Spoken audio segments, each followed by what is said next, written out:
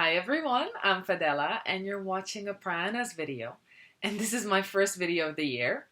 I thought of doing something around New Year's resolution, but actually, in my case, I tend to have the same one every year, and that's self-care. Self-care is so important to me. That's what basically allowed me to achieve most of my goals. Um, we tend to think as self-care as a little bit of a luxury, especially when we have responsibilities. If you're a parent or, a wife, a husband, or like just, have a family to look after or have responsibilities. We think that somehow caring for ourselves makes us a little bit selfish.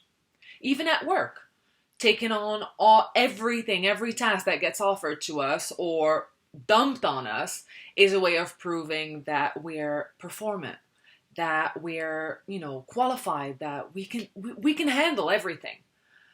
But I want to challenge this view a little bit because looking after yourself is actually key, number one, to your well-being, and two, to your sense of fulfillment.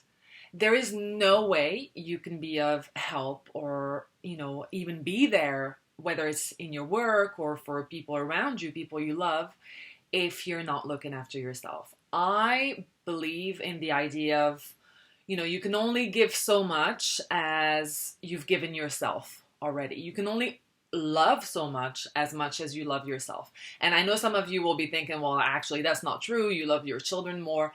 But I beg to differ. And purely because if you haven't taken the time to look after yourself, you're not leading by example. You can tell you can tell your children, your family, your students if you're a teacher or whatever it is, or your employees, oh, you must strive to become a better person and do this and look after yourself. But if you're not leading by example, it shows. The other aspect of it, which has nothing to do with other people, and, leading per se, is the fact that when we put our own needs on hold, and if you do it long enough, you'll start building this resentment. And resentment is the worst thing you could have. Because whilst you're giving love, you're giving support, you're giving care, you are not living it. And you're making other people responsible for it. And it becomes this sort of expectation relationship with everything. Well, I do so much, I give so much, why am I not getting anything back?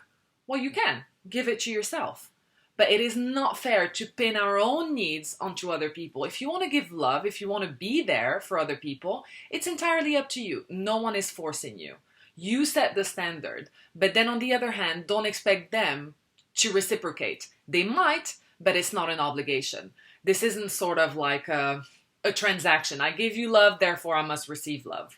And I think that's a really important thing to look at starting the new year. Whatever your goals, resolutions are, the underlying theme, the umbrella of it all is self-care. You're your main asset. You only have one body, one, mind. And unless you look after it, eventually it will start to crumble.